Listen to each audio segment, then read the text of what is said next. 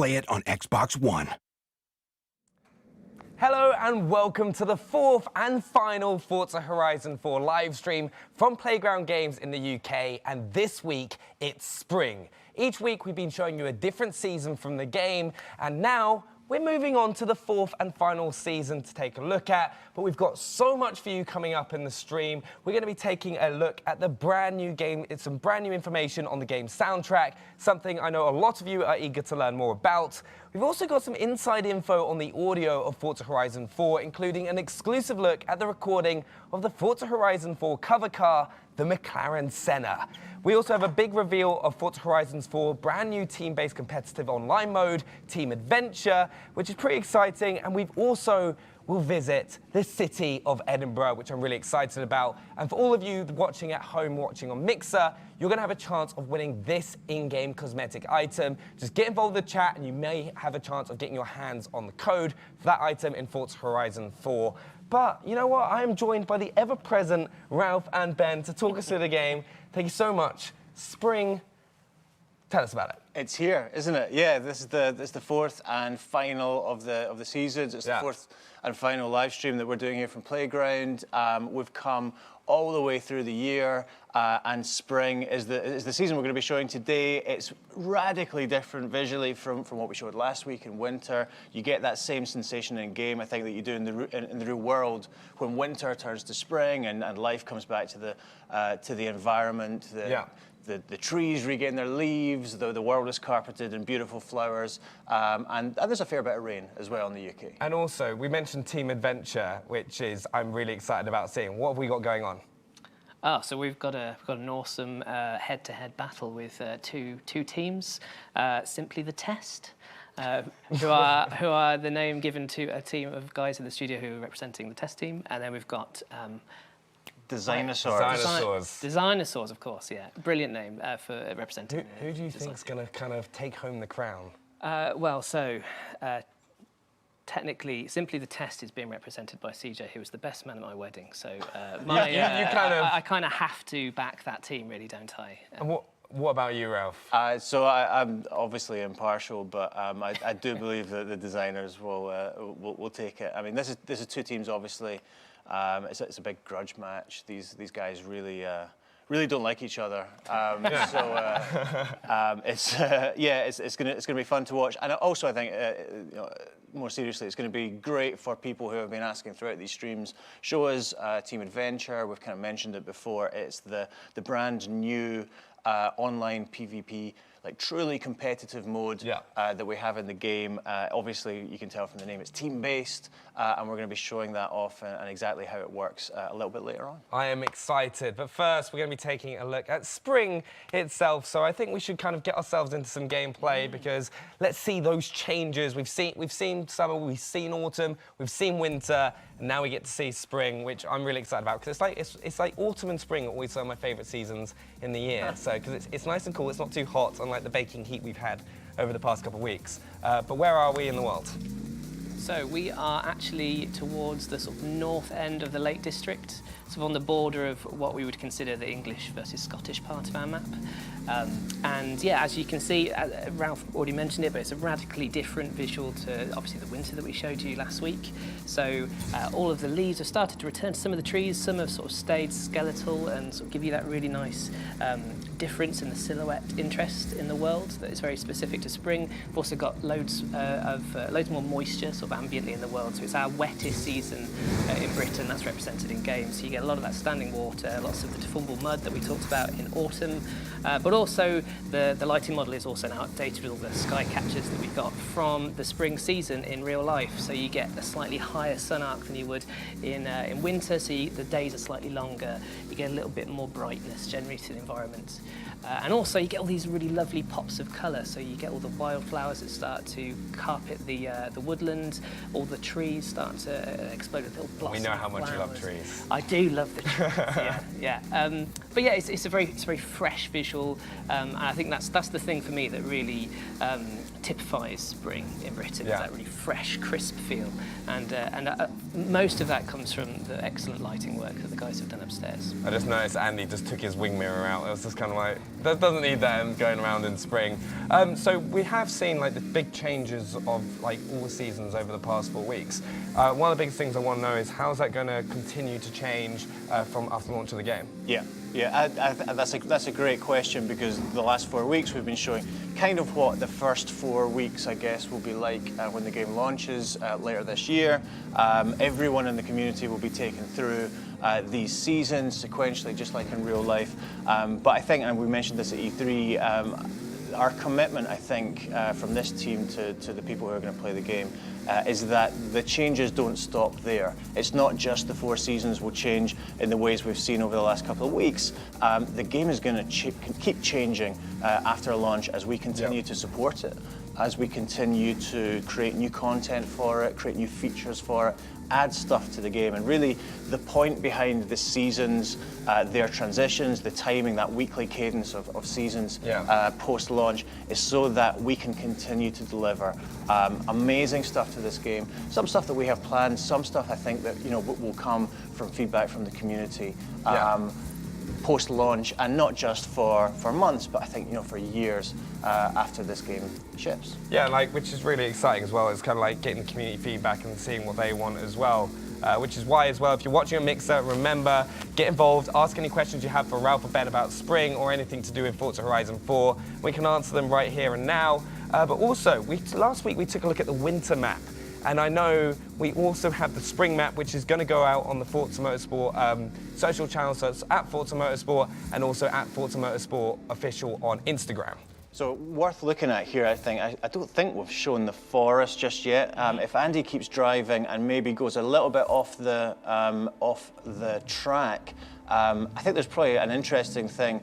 Definitely for people who have played Horizon games before, for people that have played Horizon 3 in particular, we've had a lot of feedback on how to put it, tree language, I guess, or smashable language, we call it in the studio. It's something that we've actually worked on a great deal in this game. Basically, the feedback from 3 is that you don't know as you're approaching a tree if it's going to break or if it's going to stop you dead. And that gets pretty frustrating. That's something that we have spent a lot of time during this game working on.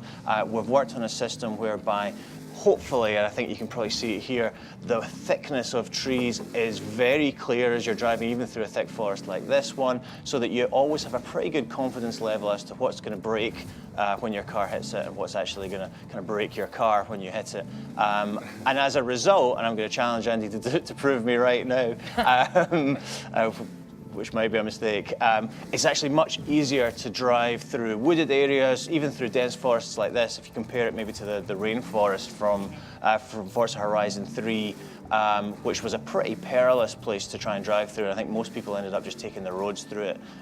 It's actually much clearer and much more readable as a player in Horizon 4. So that's something, it's kind of low level, but it's something that we're pretty proud of, and I think players will appreciate when they really get into the game. Yeah, it does look incredible as well. It's so much fun as well. Like all the trees, all the kind of like spring colours popping out, and just being able to kind of traverse through that world, because I know I was guilty of that in Forza Horizon 3.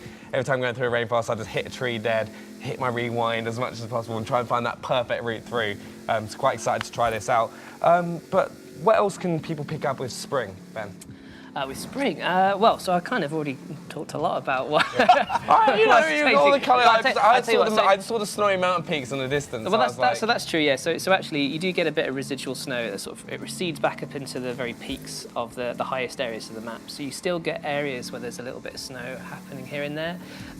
Also, like I know this is the sort of thing that I would personally get very excited about, Benny, as you know. But all the greens are a specific type of green. So Spring has like we actually went out with colour scanners and scanned all the values of all the leaves from the trees at different seasons, and they're much fresher and they don't sort of go to that sort of darker value of green, which again lifts everything up and makes everything feel slightly more fresh than summer, where everything becomes much more mature and also much more lush in the environment. Right. Well, Ben, thank you very much for talking to us as well. I know you're going to be returning in a little bit, but I think it is now time to move on to more. We've got loads more coming up on the stream as well, including having a look at the soundtrack. We've also got that epic grudge match with the brand new Team Adventure mode, along with having a deep dive into the audio of Forza Horizon 4 and the recording of the game's cover car, the McLaren Senna. We're also going to be taking a look at Edinburgh to explore the game's beautiful city. But right now, we've got some news on that soundtrack, which Ralph is going to talk us through, which I'm extremely excited about. So Ralph, take it away. Yeah, well, that's right, and people have been on the chat in all 3 of the streams that we've done already asking about soundtrack. It's obviously something that people are really excited to hear about. Music is an incredibly important part of Horizon games. Going right back to the first game, music kind of sets the tone, it sets the atmosphere of the festival and of the driving experience. So I understand people are really excited to hear what's on the soundtrack.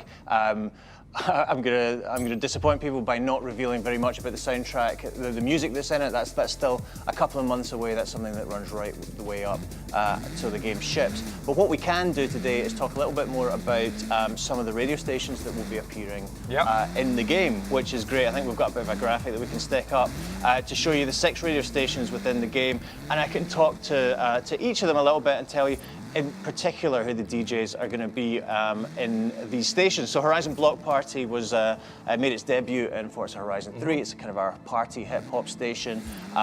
With us being in the UK now, we've changed the DJ for that station. And actually the DJ is someone that you might well have heard of. Mr. Jam is Radio 1 and Radio 1 Extra DJ, and he has been good enough to come and be the DJ for Block Party in Horizon 4, which is great. He's done a brilliant job of that. From memory, the other 2 stations which have been in every Horizon game, Block Party and Pulse, are back. People love them. For me, they combine to create really the sound of Horizon games. Scott Tyler is back as the DJ for Bass Arena. I've forgotten her name. Somebody help me out. Amy Simpson, thank you, is back as the DJ for Pulse. And they are offering exactly the same kind of music that they have done previously, dance music in Bass Arena and chilled electronica in Pulse.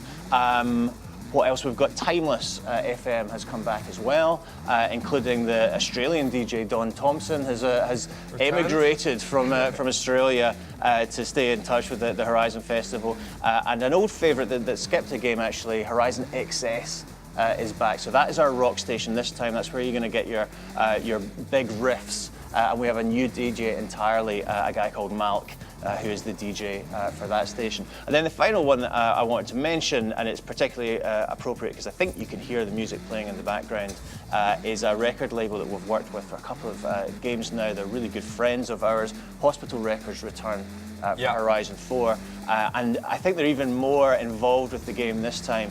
The music you're hearing, and indeed the station which will be in the game, is one which features completely new music from that label. So even if you're massively into your drum and bass or into Hospital, this is music that you won't have heard before.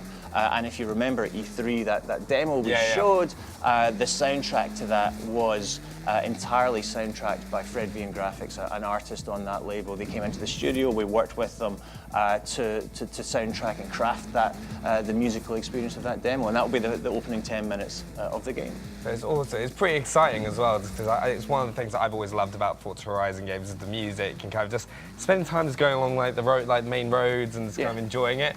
So thank you very much for talking us through that. I'm really excited to kind of hear more and like listen to more as the soundtrack gets released as like closer to the game. So thank you very much. We've still got so much. Ralph will be joining us again shortly later on the stream. But we've got so much more coming up. We have Fraser coming as well to talk us through the McLaren Senna cover car, sound, audio. It's going to be awesome as well. And we've got loads more, including that epic grudge match, all right, in the, oh God, the name's in the team adventure, and then also having a look at Edinburgh, which I'm really excited about as well as people. But Fraser, thank you so much for joining us. Thanks for having me. 450 cars in the game. What's it like working on the audio? It's a lot of work. As you can imagine, every game we kind of try and record as many cars as we possibly can, and we try and refresh the sounds that are in the game. Things that people can look forward to in this game, we've been out recording, I think some of the highlights, we had a V12 Ferrari, so we've got that in the game. You've got Andy hooning about in the Dodge Viper ACR at the minute, and that's got a really raspy actual V10 Dodge Viper engine on it, which sounds really cool. We've also been out and we've done completely end of the spectrum kind of 1920s vintage Bentleys, which are really kind of rumbly and kind of almost sound like they're falling apart, which is really cool. And every car has its own challenges, really. But obviously what people are kind of excited to hear about is obviously the cover car of Horizon 4, which is the McLaren Senna. For all of these cars, we kind of we go to an airstrip and we attach loads of microphones, and we kind of get the different perspectives of the car. I think we've also got some like footage of you actually going on these days and like collecting this audio, which is really exciting to see as well, because it's fun kind of seeing that like kind of be put together. So here we are, the McLaren Senna itself, and that, you said something special about that car as well. Yeah, so this is actually the carbon fibre version of the Senna, which is a lot more expensive than the standard one. Yeah, 750 grand for the base version. But I think this one's about $1 million actually. Yeah, McLaren were a great partner to work with on this. You can see they actually provided us with a 720 and a 540 to go out on the airstrip in Dunsfold and get loads of pass-bys and record the onboard sound of this stuff. It was a really great day. We got loads of authentic source, and that's one of the things that we really wanted to make sure in the game, that we got a really authentic sound for all of these McLarens. And I think we've kind of done it justice. A lot of people might assume with a V8 twin turbo that it, have a loud blow-off valve or something like that, but actually it's got a really nice, smooth, clean kind of just whistle to it, which is really cool. Yeah, and also, but a McLaren Senna, 750 grand, $1 million, like depending on which one you go for. But you also worked on, you were telling us earlier about a car that you really, really loved, and I think we got some footage of you as well. Yeah, this was a car that it's a new to franchise engine. It's never been in the games. The wheels of this thing were bigger than me. I mean, this thing was a beast. I think we got some exclusive footage. Right. There we go. Fortunately, we managed to get access to this tractor. And I think this is the first vehicle I've ever recorded where we could actually strap a man to the side of it to record it. I would love to see you try and do that to someone with a McLaren Senna. I don't think you would have them afterwards. I don't think so. Well, we did start off with a bigger team, and now we've completed. It's just kind of gone down one by one. Yeah. But it's also, so you've had 450 cars to work with, but with this game also having 4 seasons, how have you worked in putting the audio together across those 4 seasons? So it's been a massive job. I think it's fair to say that it has been 4 times the amount of work. With a game like Horizon, we've obviously got the cars, we've got the music, and then a big part of the game is also the open world. Yeah. With it being the UK, I was really excited because we wanted to go out and we've got all this on our doorstep. So we wanted to visit every location in the UK and record in every single season. So, we've been to the Cotswolds in all different seasons. We've been up to the Yorkshire Moors. We've done Edinburgh. I've been in Edinburgh Castle recording in the middle of winter, freezing cold. And it's not just seasons, it's time of day. So everywhere you go in the game, it sounds different depending on your location, season, time of day, and verticality, because it's one of the most vertical games that we've got. Yeah. So there's tons of stuff that changes. Like spring actually is my favorite season in the game, because I think we go from winter into spring, and winter has sort of like migrating geese and robins and crows, and it's kind of stark, and then you move into spring and you've got lambs coming out, you've got sort of cows in barns, cockerels coming out 4 o'clock in the morning until 6 or 10 in the morning. So like the sound of the game really changes depending on season. Yeah, because one of my favourite times was when we were looking at autumn, and now you were just going along, the sound of the leaves on the floor sounded amazing, and it kind of put you in that season. Yeah, totally. I mean, we've had to work quite a lot on the new driving experiences that are in Horizon 4. Obviously, we've got deep snow, we've got deep deformable mud now. Like, I almost wrecked my car just while we were traveling around the country. I would pull over, there's a patch of mud, and drive through it and get my car completely dirty, and also the audio designer really dirty as I drove.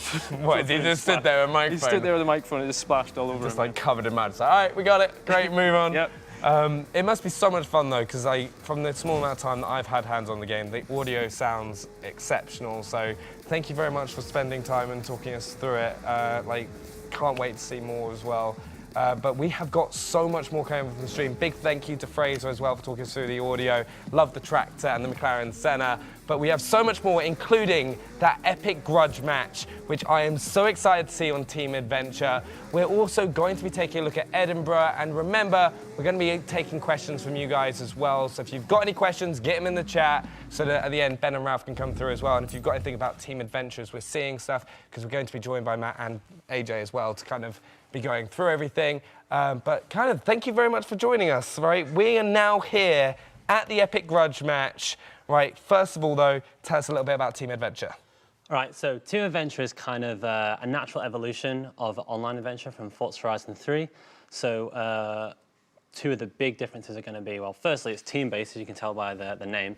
So it's going to be a 6 versus 6. Yep. And the other thing is that it's restructured to really be a properly competitive game mode. So in Forza Horizon 3, you know, there were things like skills and clean, which kind of affected how well you were going to do. But this time round, it's just about how well you're doing in events, like, you know, what place you're coming in the race. Okay, and also this Epic Grudge match, right? So you're representing the test team, right? Yep. How do you think you're going to do? Well, the test team play the game every day for the last nearly 2 years, and the designers just make it work. they just design it. We're the ones who play it all the time, so we should know all of these courses inside out. We should know all the dirty tricks. So you should take this 3-0. Oh, absolutely. Right. So before we kind of get into the race itself, I think we need to kind of make a decision, right? Because your team is. Right, your team Dinosaurs. No, I keep calling you Team Dinosaur because it's Designsaurs. Yeah, we're Team Designsaurs representing the design team. Right, and then yours is Simply the Test. Simply the Test. Simply better than all the rest. Better than all the rest, right? So you've even got a tagline. You've even got to the left of it. I'm like, right, we've got a tagline. Right, we're the best racers. We've got this. And but however, right, Designsaurs does have Andy racing for them, who has been like kind of doing all the driving across these live streams. So. You know, he seems to choke at important moments. He seems to kind of like let the stress get to him, so that could be a factor. But what we're going to do right now as well is run a poll in the Mixer chat, okay? Who do you think is going to win? Do you think it's going to be Team Test, right? Or do you think it's going to be Team Designsaurs, right? Get in there, vote ahead, and we'll see who wins. But shall we kind of start it up? Yeah, let's. So then we can kind of start talking through it, so then you can kind of explain to us everything we want to know about Team Adventure, because it's something that I am really excited about seeing, because it looks really fun. Yeah. So we've jumped in here, we're looking at it from Andy's perspectives on Team Designsaur, and he's just picked his car. I love how Andy's got like a very upfront nameplate as well. It's just like, make sure you exactly. remember who. Just so you know. This is Andy's car, This is Andy, right? by the way. Avoid. He's just sick of not being shown on the streams. People wants to make sure people remember his name. You're just going to see like his face just on a little like on the license plate stuck around, like spot around. So as we get into this game, right. This really we get to see all the Designsaurs. So you get to see your whole team. You see they've actually made a team in our game as well, and they've like they've got a team name obviously, and also a logo that you got to see there. And we're right into the first race, which is going to be a cross country around Mortimer Gardens, just kind of in the northwest part of the map. It's got some like Roman ruins. It's pretty interesting. Right, and just before we get into this, event number 1, vote in the poll who you think is going to win the first event. Is it going to be Team Designsaurs or Team Test? Vote now as we get into it, and we'll see who wins. I'm personally going for Team Test because, you know, apparently have the best drivers, and also Andy's not on the team as well, which is important. Okay, here we go. Right, so talk us through. All right, so the first event is going to be a team race. So some of you that have played Forza Horizon 3 might be familiar with this. So basically how it works is every single opposing player that you finish ahead of, you score 100 points for your team. And also the person who comes first gets a bonus 50 points. So you can see all those points tallying up on the right there. And also it's all totaled up right at the top. And the team with the most points at the end wins, you see. Designsaurs obviously with a lead going at the start. You know, it's going against what the poll's saying. Team Test is the one that feels like the audience feels is going to be the winners. So it's going to be interesting. Backed by the will of the people. Well, yeah, you play the game the most, but everyone as designers are always the best. How are you going to motivate your team? If they don't win, they're coming in at the weekend. That's just kind of a cool way to do it. It's like, all right, guys, you need to put even more practice into the racing, so they better win, or even more time at the weekend in. So, as well as the score, what other things should people be looking out for during the Team Adventure mode? I think one of the important things, as well as the score, is the way that the scoring is designed means that even if you're stuck in last place, all you really need to do is make sure you try and get ahead of at least one person on the other team. Yeah. So, you know, there's no matter what position you're in, you don't need to try and win to be a contributing factor. Yeah, because that's something that I think a lot of people find. If they're like dead last, they have a terrible start to a race, they're dead last, they're like, oh, I'm not going to be able to win this race now, so kind of just slow down and ease up and do that. But they're here, every single place matters. So if you're in 12th position, if you take one, it could be the difference. Yeah, exactly. Doing an overtake from 12th to 11th matters just as much as 3rd to 2nd. So every single player is kind of equally important. Have you seen like any tactics people have started doing already in like kind of play sessions as Andy's just crashing into people already? I think someone crashed to a shed there, so I'll give Andy a pass on that. Andy, I think the main thing is that because it's a team race, it's really important you don't interfere with your own team. Yeah. Like, you're not just out for yourself. If you accidentally shove one of your teammates into a tree or outside of a checkpoint, that's going to be really damaging for your team. You need to be really careful with that. But absolutely do interfere with the other team. Knock them off the road. Like, I think I'd be a danger in this game because like I just crash into people and like it doesn't matter if they're on my team or the other team. It's just I'll just be like, all right, fastest way forward. I'd not be someone you'd want on your team, to be honest. All right, so we're coming up to the end of this lap right now, and at the top as well, you can clearly see who's winning. Yeah, so there's a 150-point lead for design, obviously. You're just like obviously right inside, Adrian's going like, oh no, Designer. like what's going on? Okay, so end of the race, you've got team test, right? It's got 1,750 points, and team dinosaurs 1,900, which means the poll was wrong. All right, they went for team test, you sold them out, and now they've kind of ended up losing the race. Team Dinosaurs takes the first map, but what happens now? And what's the next step in the team adventure? So an important thing to know about team adventure is it works as a best of 5. So that means it's the first of 3 points. Yeah. And so we'll get to see here. The current score is 1-0 to design. And now we're going to go into the second event, which is going to be Free Roam Rush, which is going to be quite a different kind of team race. Once we get into it, we'll kind of explain how the difference is. Right, so what we'll do is we get into that. You've seen everyone play in the first race. Vote now in the poll for the second race, which is that Free Roam Rush. Okay, who do you think is going to win? Team Test or Dinosaurs? Vote now, and just kind of explain what we're playing for. All right, so Free Roam Rush is kind of an evolution of the Drive to Event phase that was in Forza Horizon 3, but then it kind of didn't really contribute that much to the overall adventure, but this time it's a proper event that counts just as much as every other event in the adventure. And the key difference is it's a team race, but it's a team race with no checkpoints. So you can take any route you like to get to the end. So there's a lot of strategy in like what route you're going to take and whether you're going to stick to the roads or beeline it across the posh country. Yeah, absolutely. World knowledge is a key factor for these parts because there's no checkpoints that you have to hit through. You just have to be the first to the end of the road. But you've got to know, is now a safe time to cut across country or should I be sticking to the roads here? I think it's also going to be really exciting with seasons because seasons are going to change how you approach each of these races. Absolutely. So, you know, in winter, obviously that big lake freezes and that's a massive shortcut that opens up. Whereas, in fact, I think in this one they have to navigate around the big lake because it's not the quickest way to go. Well, yeah, you know, I don't know how about you, but I think this kind of driving your car into a big pool of water isn't going to go too well. It's not renowned for being speedy. No. Yeah.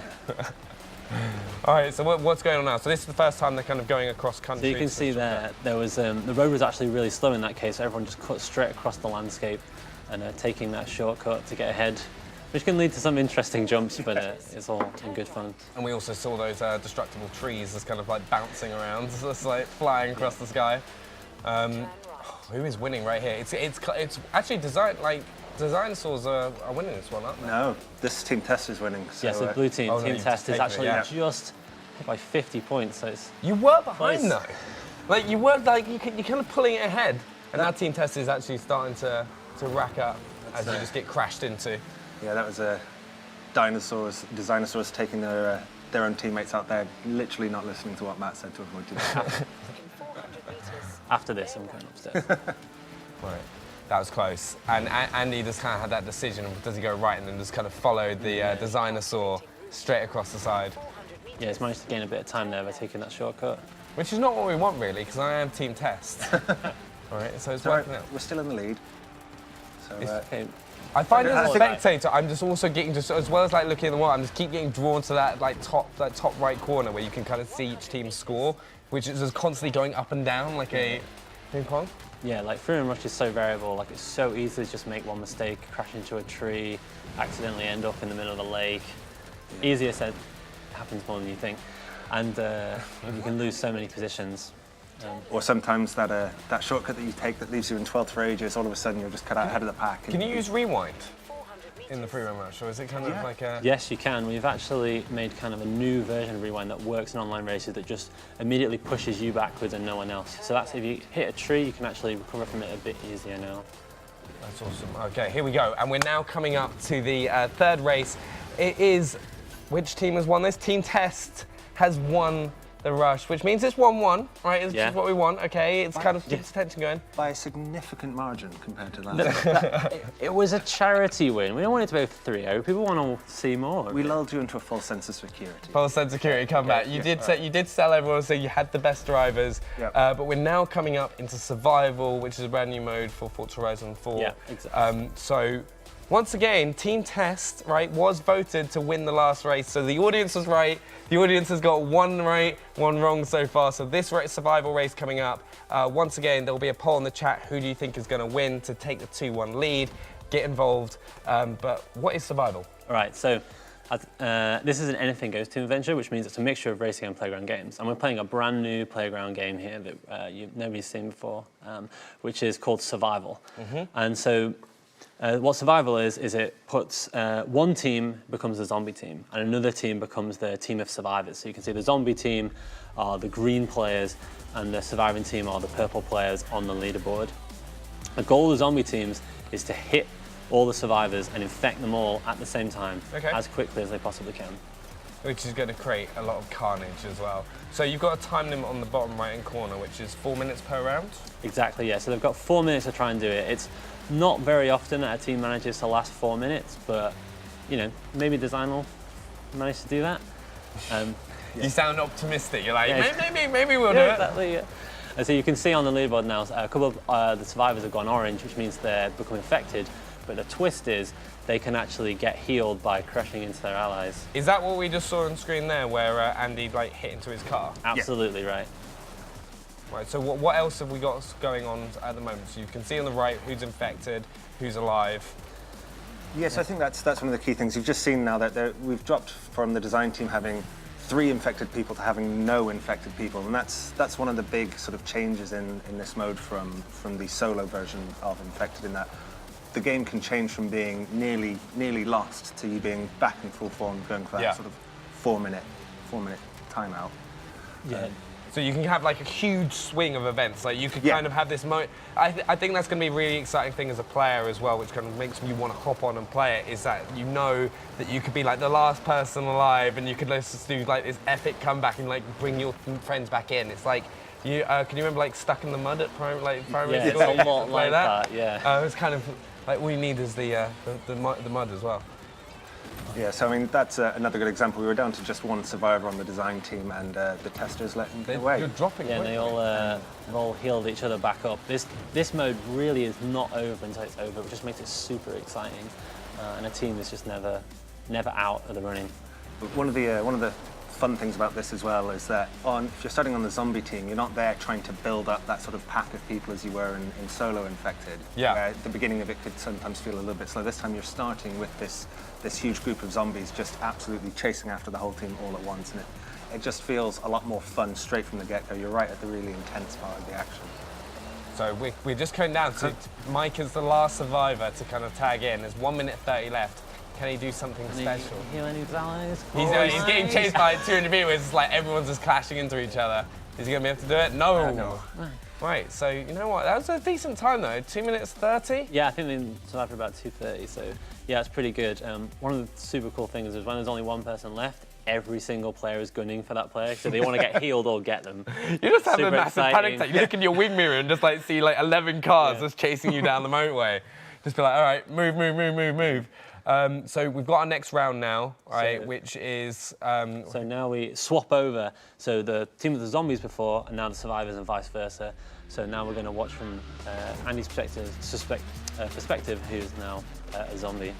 And one of the biggest changes is the mini-map, isn't it? Yeah, so when you swap teams, one of the things that makes a big difference is the mini-map. So when you're on the zombie team, you can see all of the other players, whereas when you're on the survivor team, you can only see members of the survivors, so you can only see the purple players and the orange players. So you can get that, it gets a little bit nervy sometimes Yeah, so what we're going to do as well is just we're going to bring some gameplay back up in a second, but the biggest thing with Team Adventure is it's just kind of, it is that competitive mode where you can hop on and it's how you feel in the team. What kind of advice would you give people hopping in for the first time? So I'd say one of the key things is car choice is really important. We didn't get to see it, but you actually get the chance to see all the events that are coming up in the adventure at the start. And so you need to really carefully think about what events you're going to do. Like, is there any cross-country races? Maybe I should pick a trophy truck. Is there any street or asphalt races? I should think about them.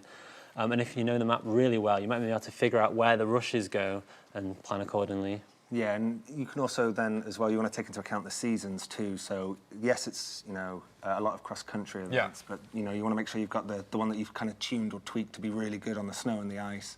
Or if you know that there's a really quick and easy shortcut that you'll make most advantage of in the free run rush, maybe you sacrifice some speed in a street race for extra speed in the free run rushes. It's like planning ahead for the whole thing, because you can't change your car during the Team Adventure, can you? Absolutely, yeah. So it's kind of, you're going to get a different combination of cars depending on what you're going to be in the situation.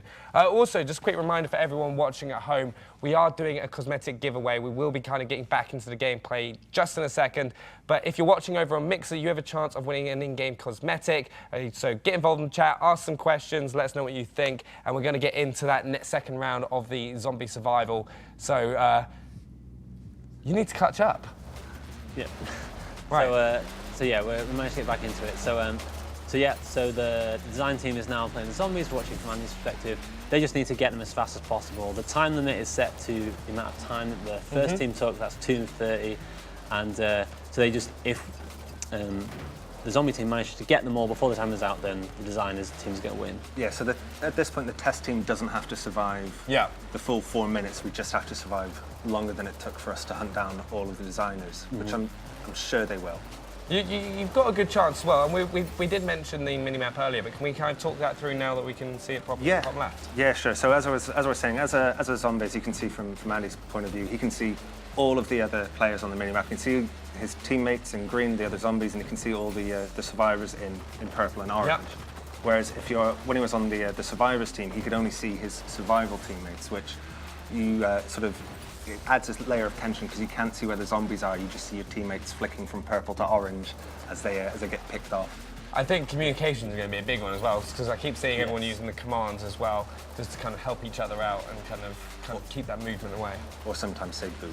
Boop. Whatever you want to say. It's just like, did Spooky take someone out? Yeah, he did. Yeah, exactly. He is in the designer saws.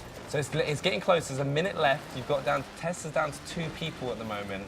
But it's entirely possible we can hopefully turn it all around and start healing up some of the infected members of the team. Otherwise, this is going to be a It's scary though. How do you approach this as if you get infected? Are you just going to kind of sit and wait for your team to come get you? Are you going to chase your team? It's going to be interesting to see how people kind of take to it. Yeah, that's absolutely where the communication really comes in. Like, around the studio, we've been shouting each other, like, slow down, speed up, like, and behind you, I need you to heal me. Like, we're always shouting each other around the office playing, because it just benefits so much from that kind of communication. And he's just going to take 2 people out, like, straight away, just 1, 2, tap. And you've got Owen is the last person standing, he has to survive for 18 seconds. All right, 15 seconds. All right, and... If I was Owen, I'd be very disappointed. I'd march upstairs right now and say, you're not having your weekend. Where was the communication? I backed you guys. The dinosaurs are winning 2:22 taken. All right, so we finished the 3rd round now. We've got the 4th race coming up, okay? Team Tess has got to win this. Got to win this to stay in it. And so what kind of race have we got for the 4th race?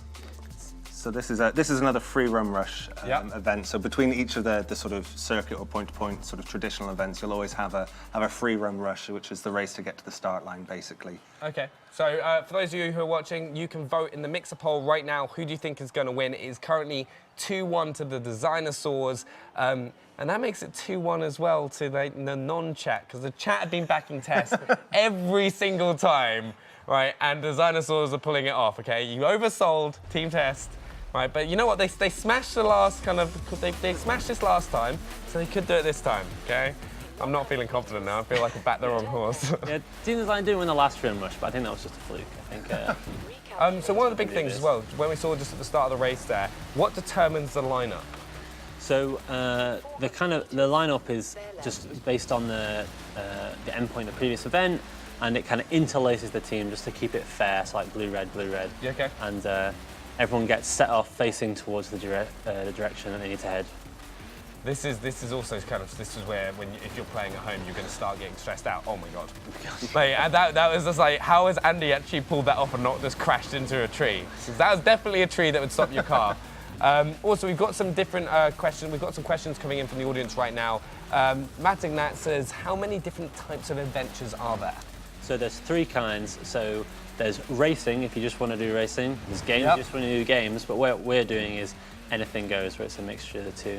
So you can kind of get different styles. Yeah. And there's also sort of ranked versus unranked. Yeah, actually, there's essentially 3 modes, which are kind of the same, but ranked modes. So that's always 12 people.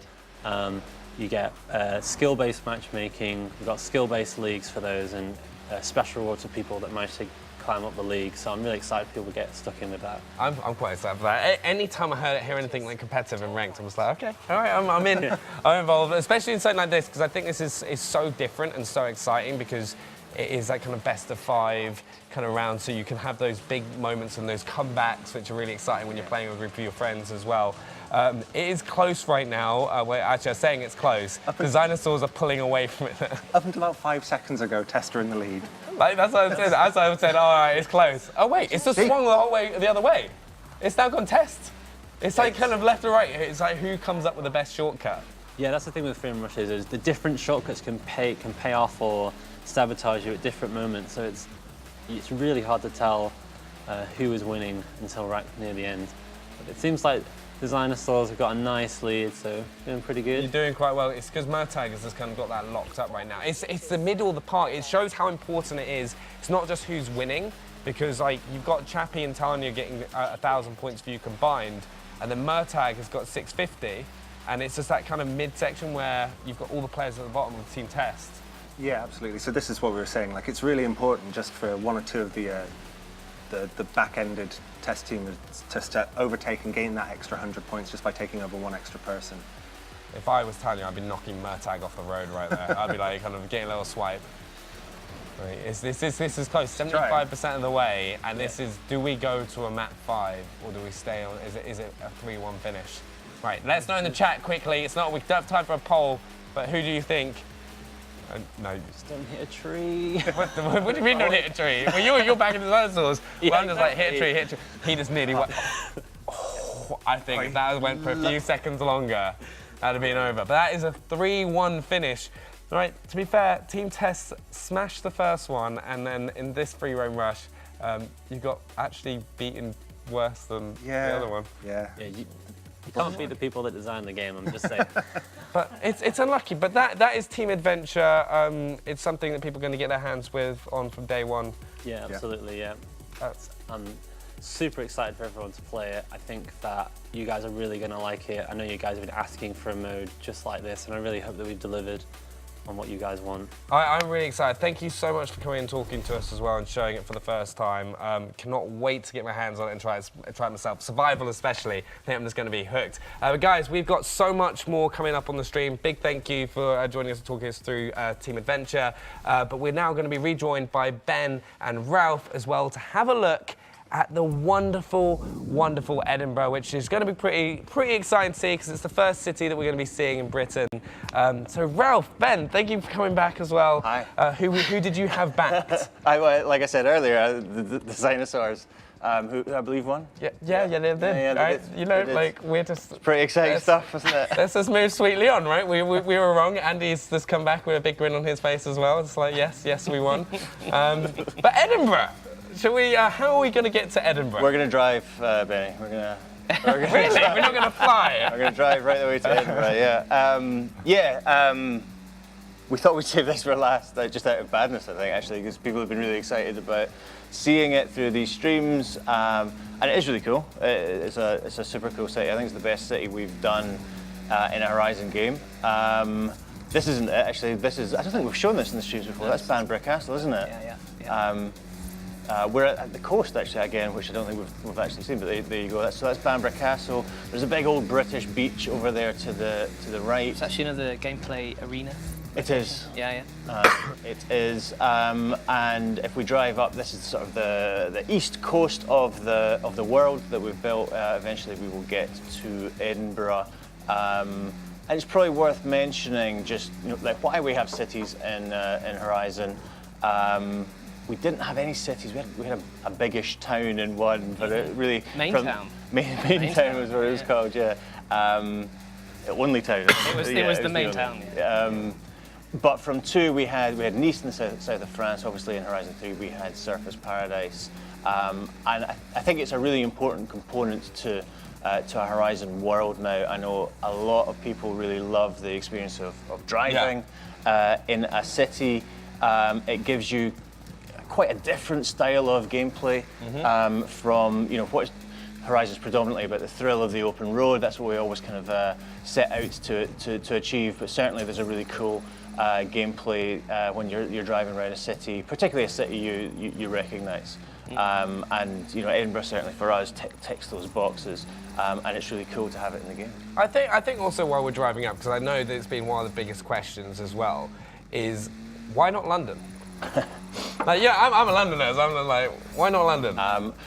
So London's a great city. Everyone knows what a great city London is. It's also absolutely massive, and it's also like incredibly, how to put it, like unique. Right? When you get anywhere near central London, every building is completely different, and every building is completely iconic. And really, the amount of work, I guess, that would be involved in recreating London would mean you probably didn't have any time left over to go build the rest of the game. I think you would probably have to devote an entire game to London to do it justice, and also in so doing, you would probably fundamentally change. And there's Edinburgh. As you just lost that's a pretty cool way to reveal Edinburgh. Make an entrance. And in doing so, you would really change what the game's about. If your game was all street racing and in cities, then suddenly you're making a game like Midnight Club, which are brilliant games, but not the game that we have ever set out to make or really necessarily want to make. Like I say, Horizon is about the thrill of the open road. It's about driving on the best driving roads in the world, and the fact that we can incorporate a city like Edinburgh, which is obviously smaller than London, but I think no less iconic, no less beautiful. It fits our game really well. And talking about iconic locations, where was that we just jumped from? It's one of the most. It's iconic for you. That was Arthur's Seat, which is a kind of a big rocky hill outside Edinburgh, which is quite famous if you live in Edinburgh. And affords great views of Edinburgh. It does, as you just saw, yeah. But I think the other stuff that's worth talking about when it comes to Edinburgh is how cool the road network is in this particular urban environment in this game. So before with Surfers Paradise, it was quite a modern high-rise city, and it had that very grid-like road network, which afforded a certain type of experience. I think what's great about Edinburgh is the roads have obviously built up over time. There's a lot of history associated with this location, and it creates these really interesting pieces of road network that the level designers have been able to leverage and create some really unique races that I don't think we would have been able to create in an urban environment if we were in another sort of more modern. Yeah. Like, what other major locations are there which you would say in? So let's point out.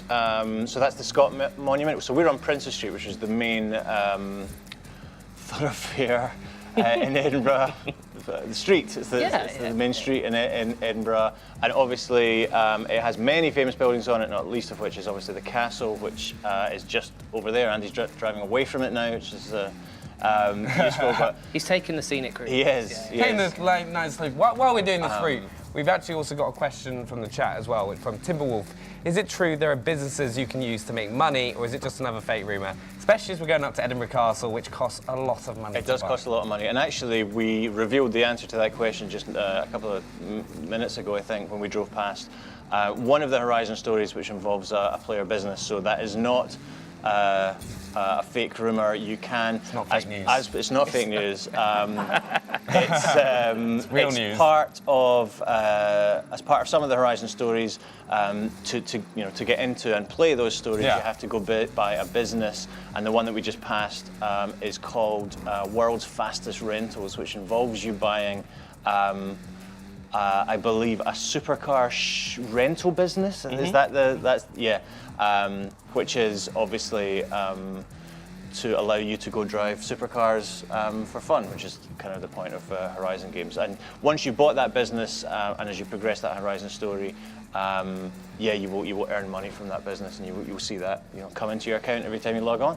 Okay, and then hopefully earn enough money to buy Edinburgh Castle in the long run for it as well. Dirk Michaels also asked, does surface water impact driving like ice in winter? It does, yes, as it has done in Horizon games since we introduced it in Horizon 2. Yeah, so absolutely. The physics of a wet road is something that we model and something that we replicate in the game, and you will feel, as Andy is probably now, that you need to drive a slightly different way when the roads are wet. So also, one of the biggest changes in Horizon is day and night cycle. I think we're going to head over to a race so we can kind of see Edinburgh at night. Yes, we're going to do a street race, which Andy's going to drive up to in a couple of seconds. And street race thread in the game, they're all night races that it's appropriate time of day to be doing some street races, right? And Edinburgh in particular looks really, really stunning at night. There's a lot of work that we've done under the hood to really put a lot of new features into our night lighting model that we've never had before.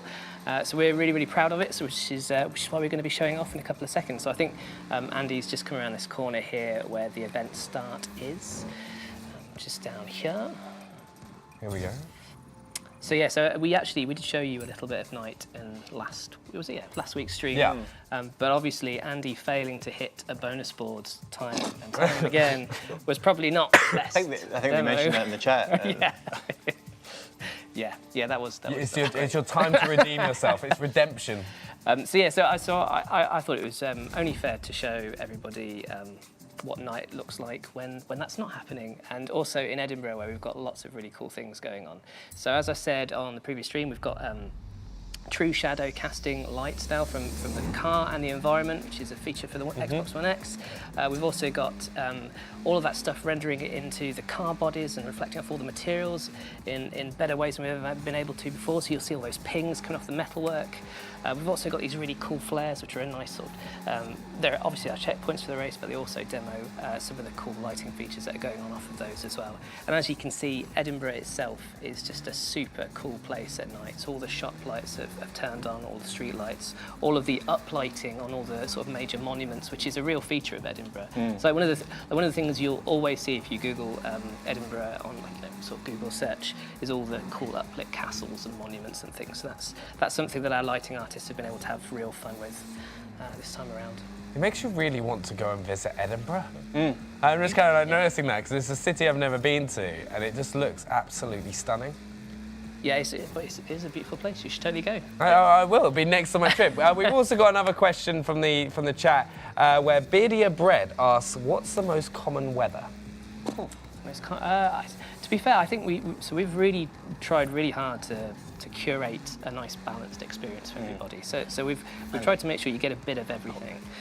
You get overcast skies, as some people would assume would be the majority of the weather in Britain, but as we've sort of proved over the course of these streams, you also get some really gloriously sunny days as well, amazing sunsets. There was a quote by the famous painter Turner who said that Britain had 4 skies in one sky. You're bringing out a famous painter quote. There you go. That's what I do. Everybody loves me for it in the studio, especially Ralph. This is the first one I've heard. Why have we not had these quotes earlier? Because I've been told not to do it. I'm joking. Fair enough. It's one of those things, though. I'm quite excited to see the change of weather as well. It's just kind of like when we went into that cockpit view, that kind of different reflection of the lights. But that is the end of that race right there, and we're coming out. If you guys have got any questions as well, just before we kind of like wrap up the stream because it's kind of sad. This is the end of 4 weeks. It's like it's gonna like start like tearing up and kind of that moment because every single week we've had a chance to take a look at a different season, different cars, different parts of the world, and it's been incredible. But is there any moment that's kind of really stood out for you? Many moments. all the bugs that we've revealed to you Yeah, over the course of each week. Yeah. As Ben and I sit here. It's like, why is that happening? No, it's been a lot of fun. Honestly, it's not been something we have ever done before. We've been learning as we go. Apologies for that, but it's been a ton of fun. It's been great to to hear the feedback from fans and from viewers on the game. It's been exciting to show what we've been working on for the last couple of years. Because. Generally speaking, we don't do anything between E3 and Gamescom, and this year we have. So it's been a great experience. Thank you to everyone for watching. I think from everyone at Playground, it's been great to get the feedback, and yeah, it's been good. Yeah, and importantly, when are we next going to hear more and see more about Forza Horizon 4? So it's only a couple of weeks to Gamescom. Man, it really comes up on you, doesn't it? It sneaks up, doesn't it? We will be at Gamescom. We will be there with the game. We will be there showing more stuff, talking about more stuff. Yeah. And then after Gamescom. Really, you're on the freight train towards launch. So I'm sure there will be a ton of things happening post Gamescom in the run-up to launch, which is October the 2nd. October the 2nd on Xbox One and Windows 10, and also obviously on Xbox Game Pass on that exact same day. And if you're an Ultimate Edition owner, you will be able to play in early access on the 28th of September, I think. So it's not that far away now, really. It really It's like Ben's got his face going, not far at all. But I think I'd just like to say on behalf of the chat as well, thank you so much for showing so much of the game, so many things to look forward to. It's been an awesome few weeks, and there's been so much to kind of take in and kind of go back and watch and just kind of look forward to kind of getting hands-on with the game, because from what I've seen and what I've played, it is absolutely stunning. So thank you so much as well from you and the whole team for over the past 4 weeks. It's been so much fun. I hope you guys at home have also enjoyed it. Make sure to let us know what you think, and also remember there is a chance to win that in-game cosmetic item. And yeah, thank you so much for everyone here from Playground Games. And that is Forza Horizon 4, and that is the end of looking at all the seasons. So we will see you soon. Bye.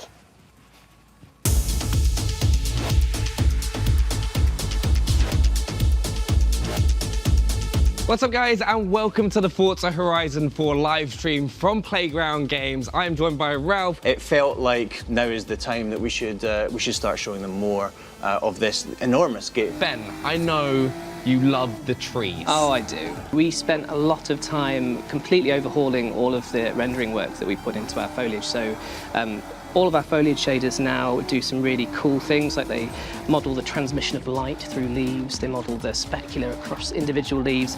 Obviously, the seasons will change the driving experience, and at its most extreme, in winter, you're going to have ice, you're going to have snow. That's going to change up the way you tackle corners, the kind of cars you take into races. Player houses, what are they? There are 12 houses. There's a huge variety. So when you start the game, we kind of give you one after the first hour or so. And then from there, you're free to go explore, discover them. Some of them are really well hidden. So my favourite is just deep in the woods. It's this huntsman's lodge. Yeah. So if you kind of fancy yourself as like a woodsman. Is drone mode still a thing? Drone mode is still a thing, yeah. Probably worth mentioning that this whole stream has been done in Horizon Solo. So, we obviously talked about how the game is a shared world game. It would be mostly online, I guess, is probably a good way of describing it. The objective we've come up with here, okay, is it's the first one to get it into the sheep into the horse in the quickest time. Right, there we go. I feel like maybe they're running away from you. They're canny, these sheep. You've completely lost them. They've just disappeared. Actually, one other thing that's worth calling out there is we now have this view as standard on all of our cars. This is brand new. Oh, this is... Yeah, so this is something that we did for the E3 demo last time. So it's looked really great if you're using a wheel setup at home. So now everybody's got that option. But it is on all cars now. I Yeah. think I am right. That is correct. Yeah. Yeah. We're in the Highlands. We're in the north of the map, which we haven't really shown anyone yet, in an area of the world that's kind of bits of beautiful Scotland, right? We're going to show, by popular demand, the world map. So that's where we are, sort of northeast of the world. I know a lot of people were asking about the Goliath and whether it was going to return. If you notice there, it has. We've started up at the top of the mountain, as we saw, and we're coming down into this beautiful valley. Big slow-mo jump there. Being the size of what it is and how hovercrafts move around, they do drift a lot, which is going to prove a bit of a challenge for a player. What can you do in this shared world? Some of our team upstairs are helping us out demo this today. When the game launches on October 2nd, you'll be able to join with up to 72 people on a server. You can still absolutely race against your avatars in races, but when you're in the open world, there's an emergent fun and a character that real people can bring that you just can't create with an AI. Also Ghosts is this really awesome way of just making our online world feel kind of super welcoming to everybody. Because one of the things that is not nice when you go online is people crashing into you, is kind of people griefing you if you're trying to be still or take a photo or something like that. So what Auto Ghost does is it says if somebody is not your friend, is not in your convoy, and you kind of haven't allowed it, they can't grief you at all. You just pass straight through them. What happens here is every hour the server says, for anybody who wants to take part in this, get over here, you get the little message, you can set a route there, and a kind of radius appears on the map. Do skill songs return? Skill songs, yes, they do very much return. Particular favourite of mine. I will not spoil how you get them because you will unlock them in a slightly different way. This is inspired from a real-life off-road adventure park, and it's translated really well. It's definitely one of the most fun areas in the game, I think, to play those playground arena type game modes like Infected and King. The mud looks incredible. So there's a system that analyses the whole world for different dips and divots and finds out where water would collect. For me, it is the most visually different season. It's the biggest visual change, as Ralph said, so that comes with a whole new set of challenges. And as you can see, this is the north of the map, so we've got some real heavy, dense snowfall going on here. The more elevation you get in the world, you'll get thicker snow. As you get a bit more south, you'll get like less snow, but maybe more frost, more wet roads, that kind of thing. This is our new way to earn skills and then spend those skill points on cars. And we decided, let's add a skill tree to every car. So drifting, wreckage, air, then you bank all of those points. You then earn skill points to spend here. You now get daily challenges, so they're like bite-sized challenges that you can do. The weekly challenge is all about getting into like a particular kind of special car. Do all 4, and you get all of the Forza points. And just wait for the perfect item in here that you want to get. How has it been kind of working with the team and like kind of getting this all put together? Like our job is to mainly focus around like the presentation of the game. So we're looking at like menu systems, the HUD. Our menu's a lot more flexible, which is great because it allows us to be a lot more creative. Can you talk us a little bit more about the white space? Yeah, it's been a lot of work. You can kind of see it there in the background. One of the things we really wanted to do this time is be able to control the lighting conditions. Some cool stuff to look at while we're waiting for everything to fall into place and load. Can we talk a little bit about the bonus boards? Let's. It started in the very first Horizon game. We've found the fun in it. We've found the different types of gameplay that can be involved in finding and smashing a bonus board, of which there are usually about 150 in the game. I think we're going to the first one. All right. Do you reckon he's going to do it first try? Right. So just to be clear, it's up in that top pipe there. Here we go. Is he going to do it? No. There's too much left. Feels really familiar, doesn't it? No, hold on. Oh. No, it's too short. In order to... Oh! There we go. Right, we got the first one. Round of applause.